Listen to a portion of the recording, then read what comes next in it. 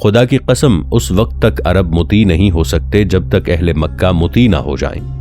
تو رسول کریم صلی اللہ علیہ وآلہ وسلم نے حضرت عمر رضی اللہ عنہ کی رائے کو درست قرار دیتے ہوئے فرمایا، ابو بکر رضی اللہ عنہ تو حضرت ابراہیم علیہ السلام کی طرح ہے، وہ خدا تعالیٰ کی راہ میں نہایت نرم تھے، اور عمر رضی اللہ عنہ حضرت نوح علیہ السلام کی طرح ہے، وہ خدا تعالیٰ کی راہ میں پتھر سے بھی زیادہ سخت تھے، اور جس رائے پر عمل ہونا چاہیے وہ رائے عمر رضی اللہ عنہ ہی کی ہے، اور وہ یہ ہے کہ مکہ میں بتوں کا وجود نیست و نابود کر دینا چاہیے۔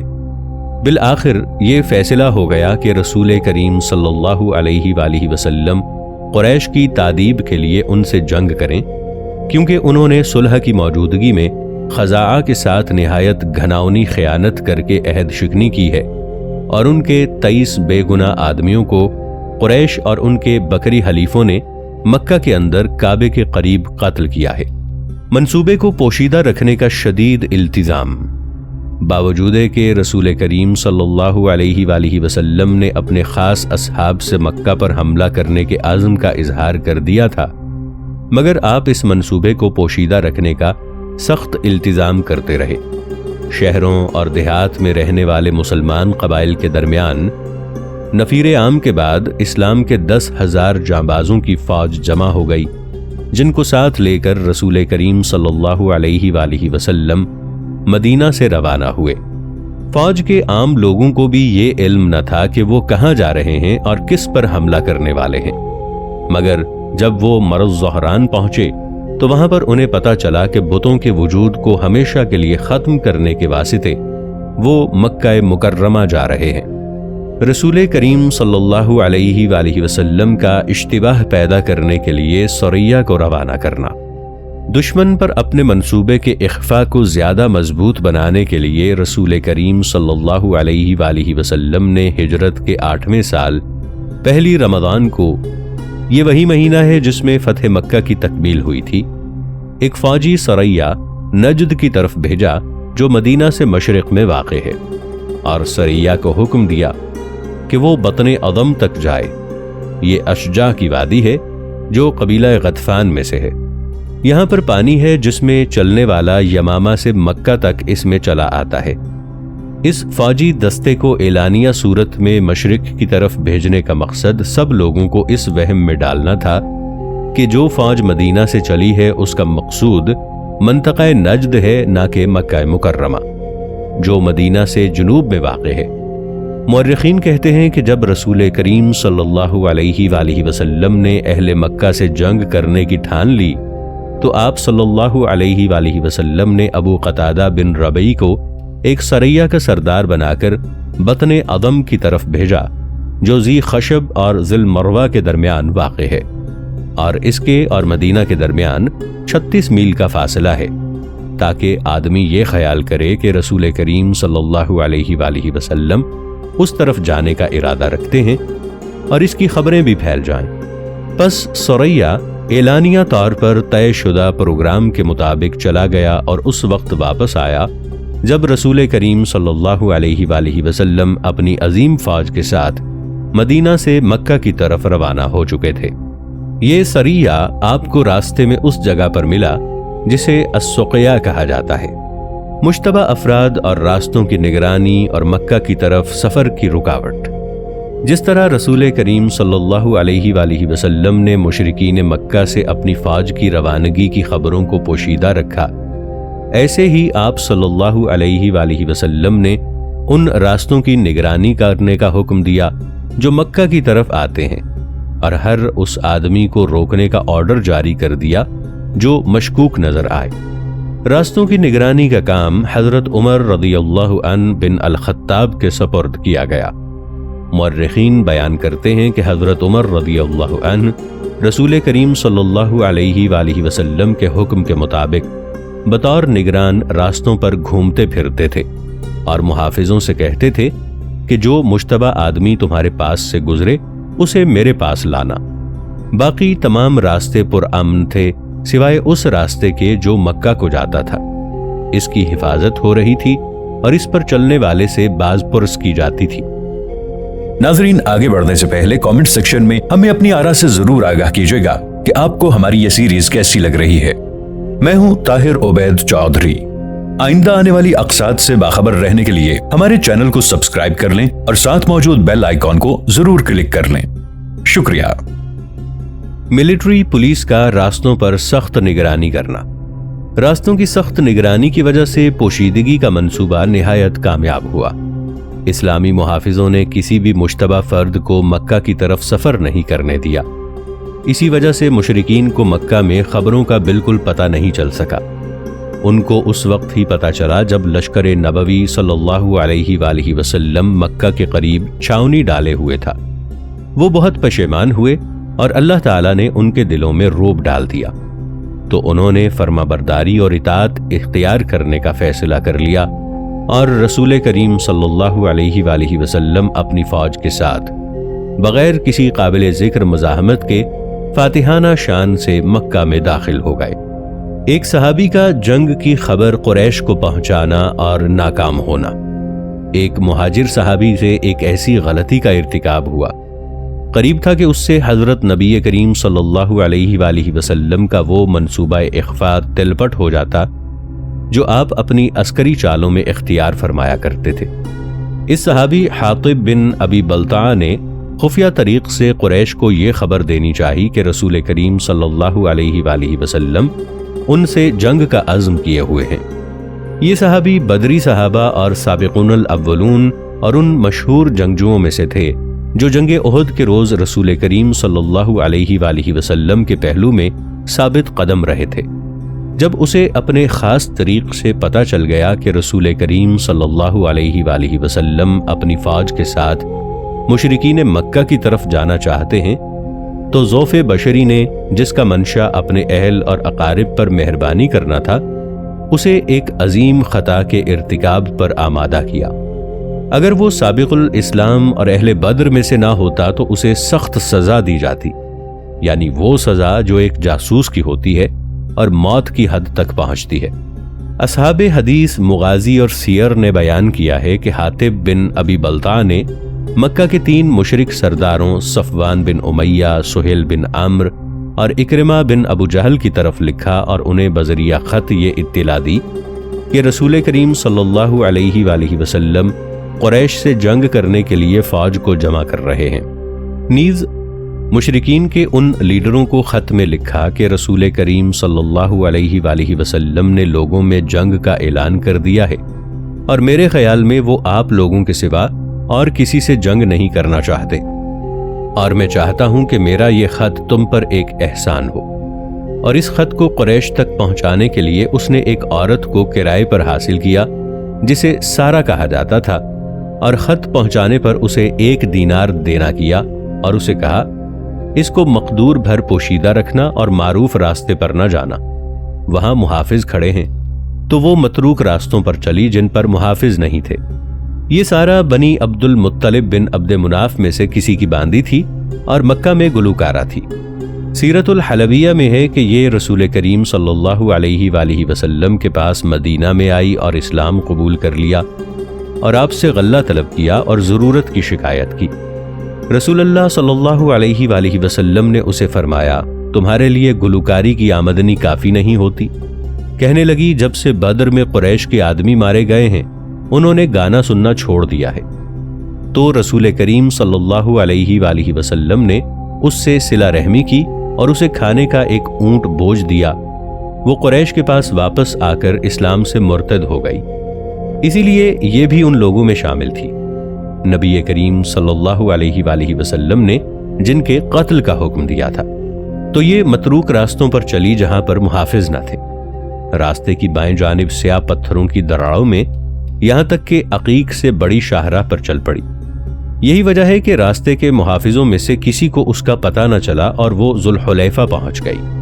یہاں حضرت علی رضی اللہ عنہ کے کنویں ہیں جو مدینہ سے 7 میل کے فاصلے پر ہے۔ حاطب نے سارا کو جس مہم کے لیے منتخب کیا تھا اس نے اس پر عمل درآمد شروع کر دیا، اور اس خط کو جو حاطب نے قریش کی طرف لکھا تھا اس طرح چھپانے لگی کہ انسان اس کا سوچ بھی نہیں سکتا تھا۔ اس نے مدینہ چھوڑنے سے قبل اپنے سر کے بالوں کو گوندھا پھر ان میں خط کو چھپایا، پھر اس پر اپنی ایک مینڈھی بٹ دی، پھر دونوں مینڈیوں کو کھلا چھوڑ دیا جن میں خط اچھی طرح چھپ گیا۔ پھر وہ اپنی مہم کو مکمل کرنے کے لیے مکہ کی جانب چل پڑی۔ جو لوگ راستوں کی نگرانی اور گزرنے والوں کی دیکھ بھال کرنے پر مقرر تھے، ان میں سے کسی نے بھی اس کو مدینہ چھوڑتے وقت نہ دیکھا، اس لیے وہ مدینہ چھوڑنے میں کامیاب ہو گئی۔ ہاں، ابھی یہ جاسوسہ ذوالحلیفہ پہنچنے نہ پائی تھی کہ رسول کریم صلی اللہ علیہ وآلہ وسلم پر اس کے اور اس کے بھیجنے والے کا معاملہ منکشف ہو گیا۔ آپ صلی اللہ علیہ وآلہ وسلم کو بذریعہ وحی الہی انتباہ کیا گیا، تو رسول کریم صلی اللہ علیہ وآلہ وسلم نے جلدی سے حضرت علی رضی اللہ عنہ اور حضرت زبیر رضی اللہ عنہ بن العوام کو بلا کر فرمایا کہ وہ اس جاسوس عورت کو مل کر اس سے حاطب کا وہ خط لے لیں جو اس نے اسے قریش کے لیڈروں تک پہنچانے کے لیے دیا ہے۔ آپ صلی اللہ علیہ وآلہ وسلم نے فرمایا، تم دونوں اس عورت کو ملو جس کو حاطب نے خط دے کر قریش کی طرف بھیجا ہے، جس میں انہیں اس بات کے متعلق انتباہ کیا گیا ہے جو ہم نے ان کے بارے میں متفقہ طور پر پاس کی ہے۔ حضرت علی رضی اللہ عنہ اور حضرت زبیر رضی اللہ عنہ بڑی برق رفتاری سے اس جاسوسہ کے پیچھے چل پڑے۔ ابھی انہوں نے کوئی لمبی تحقیق نہیں کی تھی کہ اس کو شہر کے قریب ایک جگہ پر اپنے اونٹ پر سوار دیکھا۔ اس جگہ کو خلیفہ کہا جاتا ہے، یعنی خلیفہ بن ابی احمد۔ ان دونوں نے اسے ٹھہرنے کو کہا، پھر اس کو اونٹ سے اترنے کے متعلق کہا تو وہ اتر پڑی۔ ان دونوں حضرات نے اس کے کجاوے کی بڑی باریک بینی سے تفتیش کی، مگر اس خط کا کوئی نشان نہ پایا جس کا ذکر رسول کریم صلی اللہ علیہ وآلہ وسلم نے کیا تھا۔ انہوں نے اس سے مذکورہ خط کے متعلق پوچھا تو اس نے انکار کرتے ہوئے کہا کہ مجھے تو اس کے متعلق کچھ علم نہیں۔ تو انہوں نے اس پر سختی کی اور قسم کھا کر کہا کہ نہ تو رسول اللہ صلی اللہ علیہ وآلہ وسلم نے جھوٹ بولا ہے اور نہ ہی ہم جھٹلائے جائیں گے۔ پھر انہوں نے اسے ڈرایا کہ اگر تو ہمیں وہ خط نہ دے گی جو تیرے پاس ہے تو پھر ہم تیری تلاشی لیں گے، خواہ اس کے لیے تیرے کپڑے اتارنے پڑیں۔ جب اس نے ان کی سنجیدگی کو دیکھا تو ہمت جواب دے گئی اور اس نے خط کا اعتراف کر لیا۔ پھر اس نے ان دونوں حضرات سے مطالبہ کیا کہ میری طرف نہ دیکھو تاکہ وہ اس کے سر کے بالوں کو نہ دیکھ لیں۔ ان دونوں نے اس سے منہ پھیر لیا تو اس نے اپنے سر کی میڑیوں کو کھولا اور خط نکال کر ان کو دے دیا، اور وہ یہ خط لے کر حضرت نبی کریم صلی اللہ علیہ وآلہ وسلم کے پاس واپس آ گئے۔ سیرت کی کتابوں میں اس جاسوس عورت کے متعلق لکھا ہے کہ حضرت علی اور حضرت زبیر رضی اللہ عنہم نے اس کا راستہ چھوڑ دیا اور اسے گرفتار نہیں کیا۔ یہ سب کچھ ہدایات رسول صلی اللہ علیہ وآلہ وسلم کے مطابق تھا۔ اس طرح جاسوسی کی یہ عظیم کارروائی ناکام ہوئی جس کے ارتکاب کا آغاز حاطب بن ابی بلتعہ نے اپنے نبی اور اس کی امت کے خلاف کیا۔ اگر یہ کارروائی کامیاب ہو جاتی تو قریش مطلع ہو جاتے اور اس جنگ کے مقابلے کے لیے تیار ہو جاتے جس کے متعلق رسول کریم صلی اللہ علیہ وآلہ وسلم کا ارادہ یہ تھا کہ قریش کو اچانک اس کا سامنا کرنا پڑے۔ اصل بات یہ ہے کہ فریقین کے درمیان ہونے والے زبردست مارکوں اور کثیر جانی نقصان نے رسول کریم صلی اللہ علیہ وآلہ وسلم کو اس بات کا آرزو مند بنا دیا تھا کہ کسی کا خون نہ گرایا جائے۔ رسول کریم صلی اللہ علیہ وآلہ وسلم کا حاطب بن ابی بلتعہ سے تحقیق کرنا۔ رسول کریم صلی اللہ علیہ وآلہ وسلم نے حاطب بن ابی بلتعہ سے جواب طلبی اور اس خط کی تحقیق کرنے کے لیے بلایا جو اس نے قریش کو لکھا تھا، اور حضرت علی اور زبیر رضی اللہ عنہم نے جسے سارا نامی جاسوسہ سے پکڑا تھا۔ جب حاطب رسول کریم صلی اللہ علیہ وآلہ وسلم کے سامنے کھڑا ہوا تو آپ نے حاطب کا وہ خط نکال کر اس سے پوچھا، کیا آپ اس خط کو پہچانتے ہیں؟ تو اس نے انکار نہ کیا۔ ہاں۔ رسول کریم صلی اللہ علیہ وآلہ وسلم نے اس سے پوچھا، تجھے اس بات پر کس نے آمادہ کیا؟ تو اس نے جواب دیا، خدا کی قسم میں اللہ اور اس کے رسول کا ماننے والا ہوں، مجھ میں کوئی تبدیلی نہیں ہوئی، لیکن میں ایک ایسا آدمی ہوں کہ قوم یعنی قریش مکہ میں میرا کوئی اصل اور خاندان نہیں ہے، اور ان کے درمیان میرے اہل اور بچے ہیں۔